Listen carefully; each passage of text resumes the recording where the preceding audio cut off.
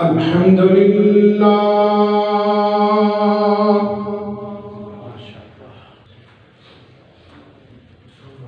الحمد للہ الذی وفقنا لإشاعة التوحید والسنہ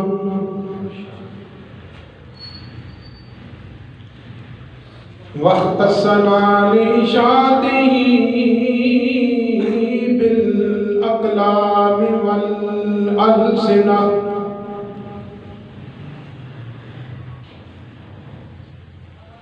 والصلاة والسلام على من جاهد الكفار والمنافقين والمشركين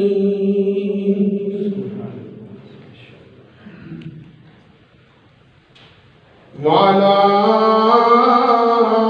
آله وأصحابه الذين ساروا في إشاعة التوحيد والسنة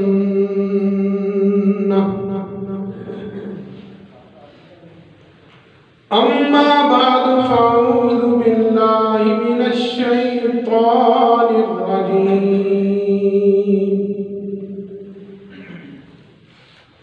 بسم الله الرحمن الرحيم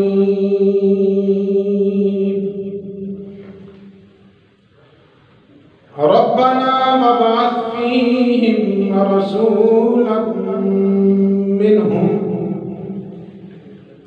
يتلو عليهم آياتك ويعلمهم الكتاب والحكمة ويزكيهم إنك أنت العزيز الحكيم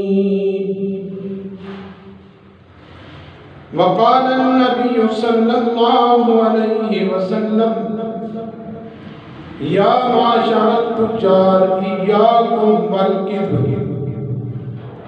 أو كما قال عليه الصلاة والسلام. نماز والا درود پاک بلند آواز سے پڑھ دیں تاکہ محفل زیادہ پابند ہو.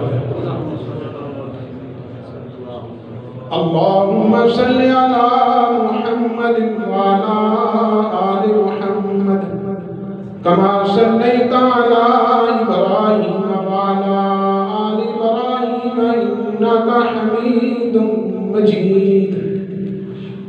اللهم بارك على محمد وعلى آل محمد كما باركت على إبراهيم وعلى آل إبراهيم إنك حميد مجيد. حقیقت کی خبر دینے بشیر آیا نذیر آیا. حقیقت کی خبر دینے بشیر آیا نذیر آیا. شہنشاہی نے جس کے قدم چومے وہ فقیر آیا. مبارک ہو زمانے کو کہ ختم المرسلین آیا. صحابہ رحم بن کر رحمت للعالمین آیا. عزیزان من گرامی قدر سامعین، ہماری جماعت اشاعت التوحید والسنہ کے مرکزی مبلغ واحد خوش بیان عالم بابل حضرت مولانا سید شکیل الرحمان شاہ صاحب بخاری حافظہ اللہ تعالیٰ کا مفصل کتاب ہوگا. اور میرے شیخ کے عظیم بیٹے ہماری جماعت اشاعت التوحید والسنہ گجرانوالے ڈویژن کے امیر محترم صاحب القطاس والقلم ابو احمد حضرت مولانا قاضی لقاء المسلم صاحب وہ بھی تشریف فرما ہے. تو انہوں نے پروگرام ترتیب دیے تھے وزیر آباد میں، اور ایک پروگرام ہمارا قلعہ دیدار سنگھ کا بھی تھا ڈویژن کے حوالے سے. اس پروگرام کی وجہ سے میری اور آج آپ کی یہ پہلی ملاقات ہے۔ ملک عرض سماع کی دربار عالیہ کے اندر ادب سے گزارش ہے کہ اللہ تعالیٰ مجھے اور آپ کو مجھے سچ سچ کہنے کی توفیق عطا فرمائے، اور اس کے بعد اللہ تعالیٰ ہم سب کو اس باتوں پر عمل پیرا ہونے کی توفیق عطا فرمائے۔ حضرت امیر محترم نے جو میرے ذمہ عنوان لگایا تھا کہ وہ آپ صلی اللہ علیہ وسلم کی سیرت کے حوالے سے کہ بحیثیت تاجر ہونے کے آپ صلی اللہ علیہ وسلم کی وہ زندگی بیان کرنی ہے کہ جو بحیثیت تاجر ہونے کے رسالت آپ صلی اللہ علیہ وسلم، جب بھی آپ صلی اللہ علیہ وسلم کا نام ہے تو آپ اونچی آواز سے پڑھنا صلی اللہ علیہ وسلم۔ بچپن کا زمانہ ہے، ابھی رسالت آپ صلی اللہ علیہ وسلم کی زندگی کے کوئی زیادہ سال نہیں گزرے۔ والد صاحب بھی دنیا سے پہلے جا چکے تھے، والدہ بھی دنیا سے چلی گئی، اور دادا بھی دنیا سے چلا گیا۔ رسالت آپ صلی اللہ علیہ وسلم ابھی اپنی زندگی کے 12ویں سال میں پہنچے ہیں، اپنے چچا ابو طالب کے ساتھ ملک شام کی طرف تجارت کی غرض سے چاچے کے ساتھ جاتے ہیں۔ ابھی آپ صلی اللہ علیہ وسلم کی عمر 12 سال کی ہے، اور ابھی بچپن اور لڑکپن کا زمانہ ہے، اپنے چچا کے ساتھ جا رہے ہیں، اور اس بات کو امام ترمذی نے اپنی ترمذی میں نقل کیا ہے۔ نبی پاک صلی اللہ علیہ وسلم ابھی 12 سال کی عمر کو پہنچے ہیں، ابھی نبوت ملنے کا زمانہ ابھی باقی ہے، ابھی 40 سال دور ہیں، ابھی نزول قرآن بعد میں، ابھی نبوت کے بعد جو آپ صلی اللہ علیہ وسلم کا حسن و جمال کا تذکرہ ہے وہ ابھی بعد میں ہے۔ نبوت ملنے کے بعد جو آپ صلی اللہ علیہ وسلم نے اپنی سیرت اور اسوہ حسنہ پیش کیا وہ ابھی زمانہ آگے ہے۔ ابھی رسالت آپ صلی اللہ علیہ وسلم ابھی نبی نہیں بنے، ابھی 12 سال کی عمر ہے، ابھی حضرت عائشہ رضی اللہ تعالیٰ نے بھی آپ کے حسن کا تذکرہ نہیں کیا، ابھی آسمانوں سے والضحیٰ کی آیات نازل نہیں ہوئی، ابھی واللیل کی زلفوں والی آیات نازل نہیں ہوئی، یاسین کے چہرے والی آیات نازل نہیں ہوئی، علم نشرح کے سینے والا ابھی یہ آیات نازل نہیں ہوئی، ابھی رسالت آپ صلی اللہ علیہ وسلم پر قرآن مجید کا نزول نہیں ہوا۔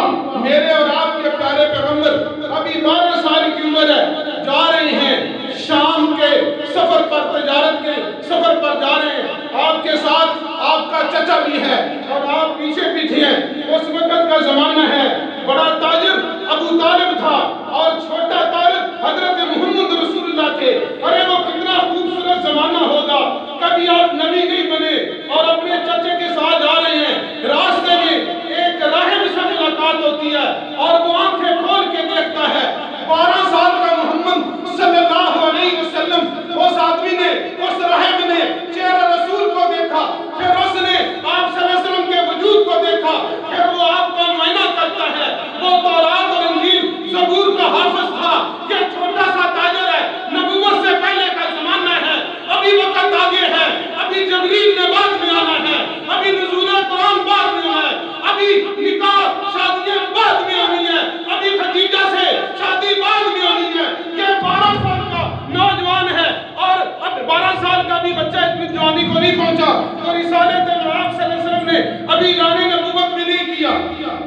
آج تو اسٹیشن تو نکلنا پڑا۔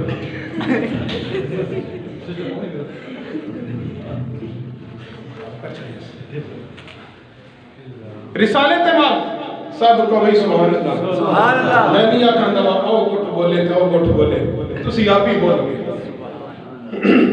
رسالت آپ صلی اللہ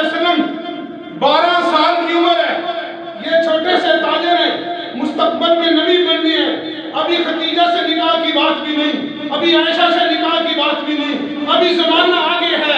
رسالت امام صلی اللہ علیہ وسلم جا رہی ہیں, راستے میں ایک راہب سے ملاقات ہوتی ہے. وہ چہرہ رسول کو دیکھتا ہے, آپ صلی اللہ علیہ وسلم کے خوبصورت چہرے کو دیکھتا ہے, وجود کو دیکھتا ہے, اور پھر کہتا ہے خواجہ ابو طالب ٹھہر جاؤ. اس بات کو امام ترمذی نے نقل کیا. اس نے کہا خواجہ ٹھہر جا, یہ 12 سال کا بچہ ہاذا سید العالمین, یہ الفاظ اس راہب کے ہیں جس راہب کے ماننے والے رسالت امام صلی اللہ علیہ وسلم کے خاکے چھایا کرتے ہیں. جاؤ اپنی کتابوں میں حسن مصطفیٰ پڑھو, اپنی کتابوں کے اندر چہرہ رسول کو دیکھو. اس نے رسالت امام صلی اللہ علیہ وسلم کے چہرے کو دیکھا, بوانگے دول گرج کے اس نے کہا خواجہ ابو طالب تو بھی تاجر ہے, تیرے ساتھ یہ چھوٹا تاجر ہے, اس جیسا خوبصورت بچہ میں نے نہیں دیکھا, اتنا حسین میں نے نہیں دیکھا, ارے تو کہاں سے لائے؟ اور اس نے اپنی زبان سے کہا ہاذا سید العالمین, یہ تو سارے جہانوں کا سردار ہے. ہاذا باس اللہ تعالی رحمت للعالمین, یہ تو بھی بچہ ہے, ایک وقت آئے گا خالق کائنات اس سارے جہانوں کے لیے رحمت للعالمین بنا کے بھیج دے. ابھی وہ تاجر نہیں بنا پورا. رسالت امام صلی اللہ علیہ وسلم ابھی بچپن کا زمانہ ہے, اپنے چچے کے ساتھ جا رہے ہیں. راہب نے رسالت امام صلی اللہ علیہ وسلم کو دیکھا, ابھی زمانہ آگے ہے, دیکھا, اس نے کہا ہاذا رسول رب العالمین, ہاذا سید العالمین, باس اللہ تعالی رحمت للعالمین. مسلمانوں, تاجروں, تم نے اس پیغمبر کا کلمہ پڑھا جو بچپن کا سفر کر رہا ہے, ابھی تجارت کا پہلا سفر ہے. عیسائی دیکھتا ہے, راہب دیکھتا ہے, چہرہ رسول کو دیکھ کے وہ خاموش نہیں رہ سکتا. وہ کہتا ہے ہاذا سید العالمین, ہاذا رسول رب العالمین, باس اللہ تعالی رحمت للعالمین. کتنا عظیم تاجر ہے جس کو ابھی سید العالمین دشمن کہہ رہا ہے. ابھی رسالت امام صلی اللہ علیہ وسلم نے ابھی اعلان نبوت نہیں کیا, اعلان نبوت 40 سال کے بعد ہے. اور رسالت امام صلی اللہ علیہ وسلم کا کلمہ پڑھنے والے تاجروں, یہ کتنا عظیم پیغمبر ہے, تجارت کا پہلا سفر ہے, اور پہلا سفر جب کیا تو وہ کس نے ابھی مستقبل میں پیغمبر بننا تھا, اس کا چہرہ راہب دیکھتا ہے, اور اس نے اپنی زبان سے کہا کہ ہاذا سید العالمین, و ابو طالب یہ سارے جہانوں کا سردار ہے, ہاذا رسول رب العالمین, اور یہ وہ رسول ہے سارے جہانوں کا کہ ایک وقت آئے گا باس اللہ تعالی رحمت للعالمین. اس لیے میں نے کہا تھا کہ حقیقت کی خبر دینے بشیر آیا, نذیر آیا, شہنشاہی نے جس کے قدم چومے وہ فقیر آیا, مبارک ہو زمانے کو ختم المرسلین آیا, صحابہ رحم بن کر رحمت للعالمین آیا.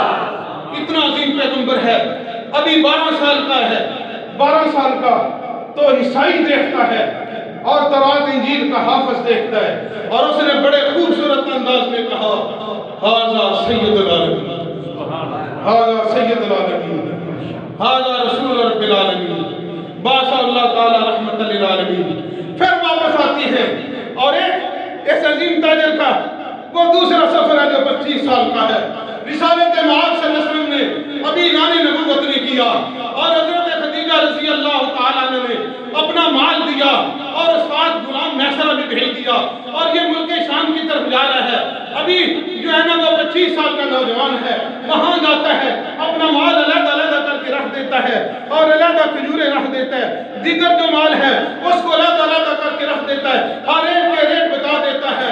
اور اسی منڈی میں وہ بڑے بڑے تاجر وہ دیکھتے ہیں کہ آج مکے سے عظیم قسم کا تاجر آ گیا ہے, اور اس نے بڑے خوبصورت انداز میں علیحدہ سامان لگا کے ان کے ریٹ بھی مقرر کر دیے ہیں. اول نمبر مال, اور دوسرے درجے کا مال, تیسرے درجے کا, آنن فانن وہ مال فروخت ہو جاتا ہے. پہلے حضرت خدیجہ جس کو مال دیا کرتی تھی اتنا نفع نہیں ہوتا, اور راستے میں کبھی بادل سایہ کرتے ہیں, راستے میں عجیب قسم کے معاملات دیکھتے ہیں. غلام میسرہ جب واپس آتا ہے اور آ کر حضرت خدیجہ رضی اللہ تعالی عنہا کو بتلاتا ہے کہ یہ جو محمد نامی نوجوان ہے اس نے وہاں جا کے جو تجارت کی ہے, میں نے عجیب قسم کے معاملات دیکھی ہے, میں نے عجیب قسم کی چیزیں دیکھی یہ تو بڑا عظیم آدمی ہے۔ آپ صلی اللہ علیہ وسلم کی پہلی تجارت وہ جو راہب تھا وہ حیران رہ گیا، اور دوسرے سفر کی تجارت میں حضرت خدیجہ نے کہا کہ یہ عظیم تاجر ہے، پھر نفع بھی زیادہ ہوا، بازار میں سایہ کرتے رہے، اور شام کے تاجروں نے بڑی تعریف کی ہے۔ جاؤ، میں اس عظیم تاجر سے شادی کرنا چاہتی ہوں۔ میرے نبی کی دوسری تجارت نے اتنا فائدہ دیا، مکے کی مالدار خاتون نے رسالت امام صلی اللہ علیہ وسلم کو شادی کا پیغام دے دیا۔ اتنا عظیم تاجر ہے، اتنا عظیم تاجر کہ جب گلیوں میں چلتا ہے تو خوشبوئیں بکھیرتا ہے۔ ابھی نبوت کا اعلان نہیں ہوا، ابھی آگے وقت ہے۔ حضرت خدیجہ نے محمد بن عبداللہ کو محمد رسول اللہ بنتے دیکھا تھا، اور حضرت خدیجہ رضی اللہ تعالیٰ عنہ ام المومنین ہیں، میری اور آپ کی ماں ہیں، رسالت مآب صلی اللہ علیہ وسلم کی زوجہ محترمہ ہے۔ نکاح کا پیغام دیا تو رسالت مآب صلی اللہ علیہ وسلم کے ساتھ مل کے پھر دین اسلام کی ترویج و تقویت میں بات بھی کی ہے، بہرحال شادی ہو جاتی ہے۔ تو رسالت مآب صلی اللہ علیہ وسلم نے یعنی ایک وقت آتا ہے جب نبوت مل جاتی ہے، اور نبوت بھی وہ جو سب سے اونچی اعلیٰ درجے کی نبوت ہے، اور فرمایا یا ایھا الناس انی رسول اللہ علیکم شفیعا، میں سارے انسانوں کے لیے تم سب کی طرف اللہ کا پیغمبر رسول بنا کے بھیجا گیا ہوں۔ رسالت مآب صلی اللہ علیہ وآلہ وسلم نے ریاست مدینہ میں تاجروں کے لیے اعلان کیا، یا معاشر التجار، اے تاجروں کا خطاب کیا، جس طرح یا معاشر الشباب، یا معاشر الجن، یا معاشر النساء، اسی طرح تاجروں کو خطاب کر کے کہا یا معاشر التجار، اے تاجروں، ایاکم والکذب، اور جھوٹ بولنا نہیں، مال جھوٹ بول کے نہیں بیچنا۔ رسالت مآب صلی اللہ علیہ وسلم نے جب وہ دوبارہ مدینے میں آتی ہیں اور مدینے کے بازار کو خود درست کرتی ہیں، نگرانی کرتی ہیں، یہودیوں کی چھاپڑیاں اٹھا دی، فرمایا کہ یہ غلط مال بیچتی ہیں، ان کا مبیہ ٹھیک نہیں ہوتا، اور یہ غلط مال بیچتی ہیں۔ رسالت مآب صلی اللہ علیہ وسلم نے جہاں عقیدے کی تطہیر کی ہے، جہاں مال کی تطہیر کی ہے، وہاں تجارت کی بھی تطہیر کی تھی۔ رسالت مآب صلی اللہ علیہ وسلم نے فرمایا کہ غلط مال نہیں بیچنا، شراب نہیں بیچنی، اور اس کے علاوہ مردار نہیں بیچنا، اور جو ہے مبیہ کو جو معدوم ہے اس کی بیع نہیں کرنی۔ رسالت مآب صلی اللہ علیہ وسلم نے جو مدینے میں بازار قائم کیا تھا وہ بھی اتنا پاکیزہ تھا۔ رسالت مآب صلی اللہ علیہ وسلم نے واضح طور پہ کہہ دیا، اور تاجروں ایاکم والکذب، جھوٹ سے بچنا ہے۔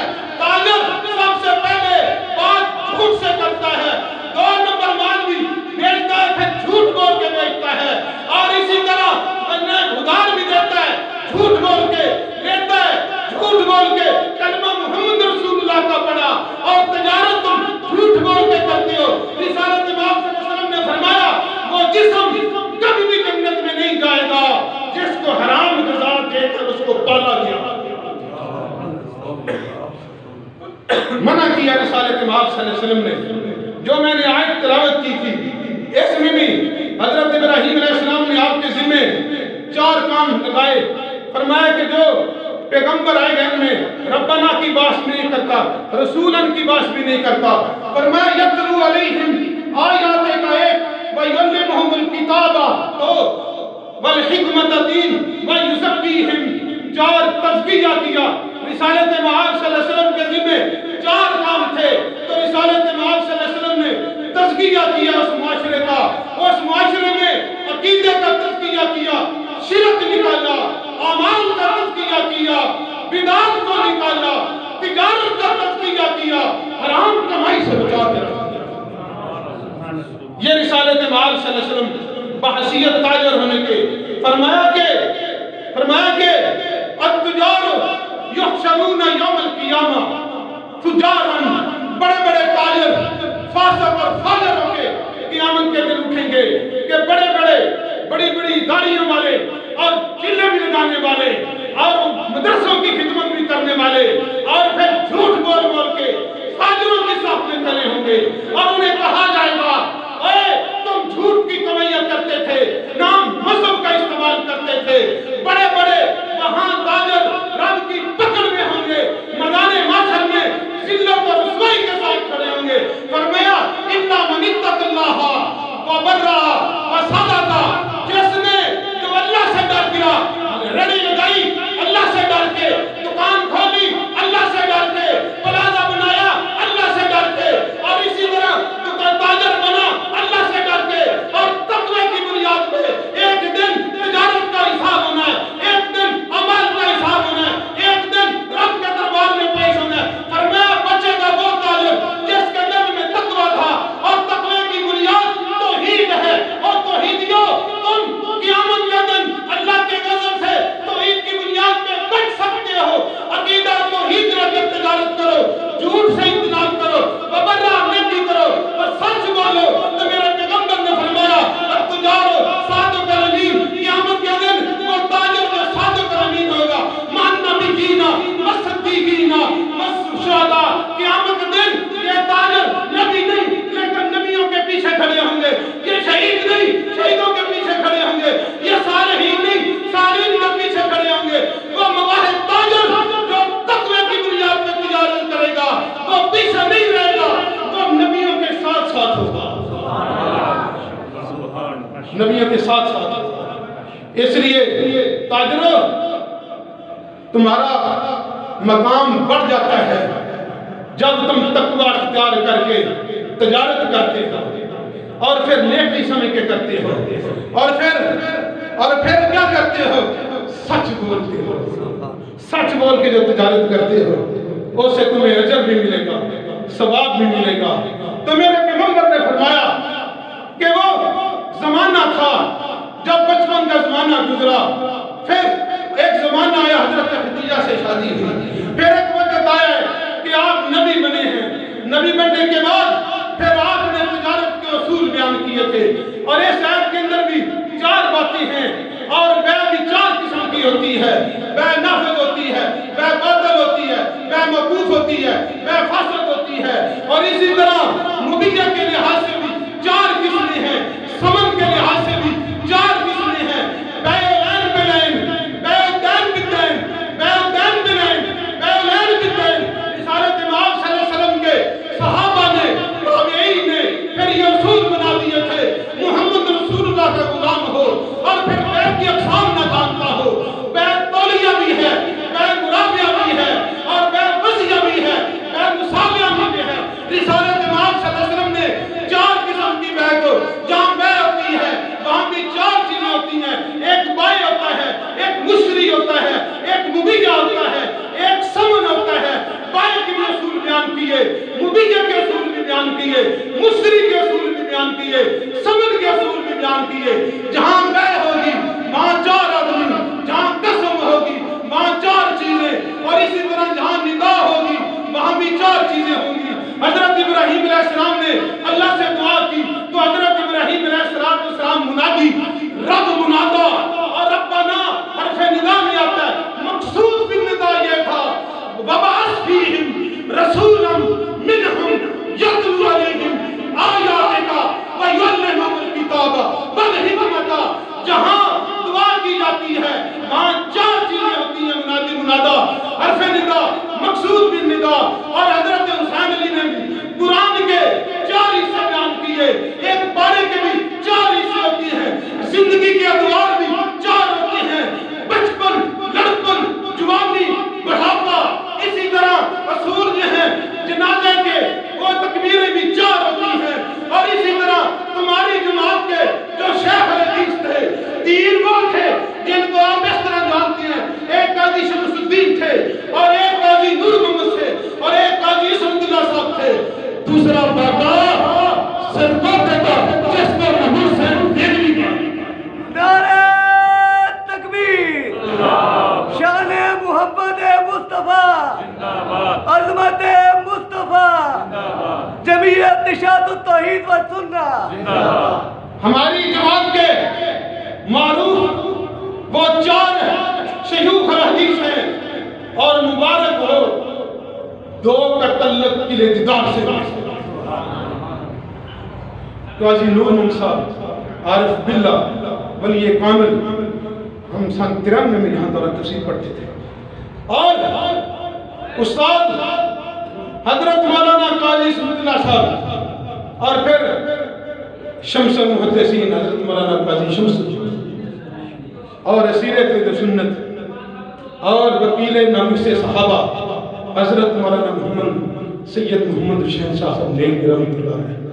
یہ ہمارے علاقوں کے جماعت کے 4 شیخ الحدیث ہیں، اور اسی طرح سنن الاربعہ ترمذی نسائی ابو داؤد ابن ماجہ، وہ جو فقہاء کی طرز میں ترتیب دی وہ بھی 4، اور تمہارے فقہ کے امام بھی 4، کہاں امام مالک، کہاں امام شافعی، کہاں امام احمد بن حنبل، میرے رات کے عظیم امام جس کو امت امام مانتی ہے، جس کو امام شافعی مجتہد مانتا ہے، اگر آپ کا کوئی کم نہیں مانتا تو سورج کی طرف کھودنے سے سورج کی روشنائی کم نہیں ہوتی۔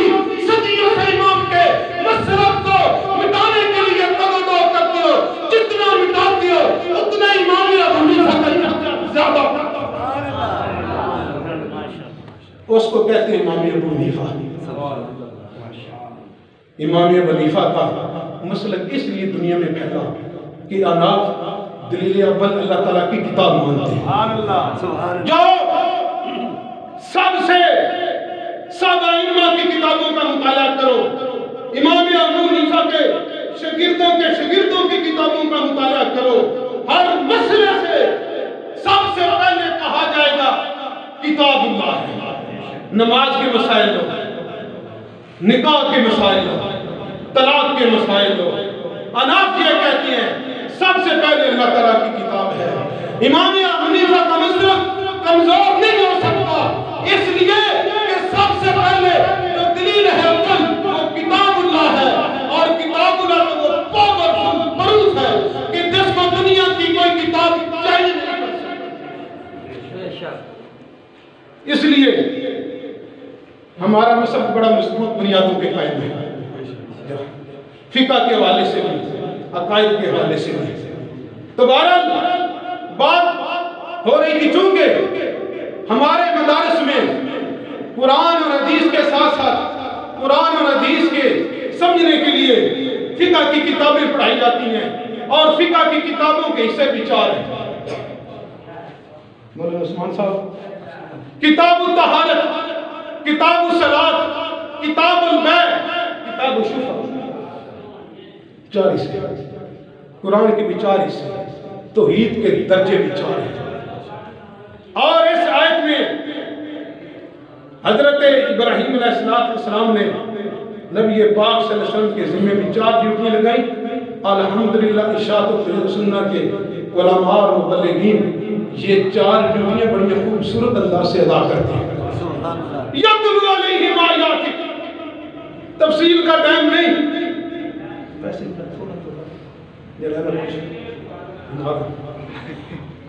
یتلو علیہم آیاتک ویعلمہم الکتاب والحکمت ویزکیہم۔ تزکیہ کیا نبی پاک صلی اللہ علیہ وسلم نے، جو قریب آتا گیا تزکیہ اس طرح کیا، آیا ابو بکر تھا، تزکیہ ہوا تو صدیق اکبر بن گیا، تزکیہ ہوا عمر فاروق اعظم بن گئے، عثمان ذوالنورین بن گئے، علی شیر خدا بن گئے، عبداللہ ابن مسعود فقیہ امت بن گئے، ابو ہریرہ حافظ الحدیث بن گئے، ابو عبیدہ بن جراح امین امت بن گئے، بلال سید المؤذنین بن گئے۔ اللہ اکبر۔ او توحیدیو، او موحدو، قلعہ توحید و سنت کا مرکز ہے۔ آج پھر کہتا ہوں، اسی چشم فیض سے ہم نے اپنی پیاس بجھائی ہے، اس مرکز کے ساتھ وابستہ رہنا۔ استاد قاضی نور محمد صاحب آج اشاعت کا جتنا سیٹ اپ ہے، قاضی خاندان کا شاگرد ہے، چاہے کے ساتھ وفا کرے یا نہ کرے، قاضی خاندان کا شاگرد ہے۔ آج جتنے شیخ الحدیث ہیں، جس علاقے میں بھی ہم جاتے ہیں وہ کہتے ہیں میں نے قلعے میں پڑھا ہے. ہم بڑے خوش ہوتے ہیں ہم نے قلعے میں پڑھا. تو معاہدو تم نے اس قلعہ محمدیہ کے مدرسے کی خدمت کی ہے. آج بڑے بڑے خطیب آپ اس چشمے سے سیراب ہو کے دنیا کو توحید کی دعوت دے رہے ہیں اور ان کی پیاس بجھا رہے ہیں. اس لیے تم بھی خوش قسمت کہ اللہ تعالیٰ تم کو ایسا شیخ دیا قاضی نور محمد. ہم اس لیے بزرگوں کا نام لیتے ہیں کہ لوگ کہتے ہیں کہ ان کے پاس اس طرح سے بزرگ نہیں سن. میں چٹن لگا آخری بات کر کے بات ختم کر دی. فرمایا کہ نبی پاک صلی اللہ علیہ وسلم بحیثیت تاجر ہونے کے بخاری صاحب کا ٹائم لے لیا زیادہ میں معذرت کر رہا ہوں. آخری بات کر کے بات ختم کرتے ہیں.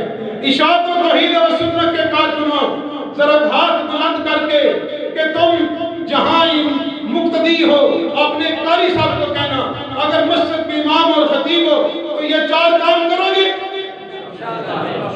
4 کام کرنے یتلو علیہم آیاتک وَيُعَلِّمُهُمُ الْكِتَابَ وَالْحِکْمَةَ وَيُزَکِّیہم. تزکیے پہ میں نے بات کرنی تھی. تزکیہ کہتے ہیں جس طرح پر جانور کو ذبح کیا جاتا ہے ان کا خون نکالا جاتا ہے اور جس جانور کو ذبح کیا جاتا ہے ان کی رقم 4 ہوں گے.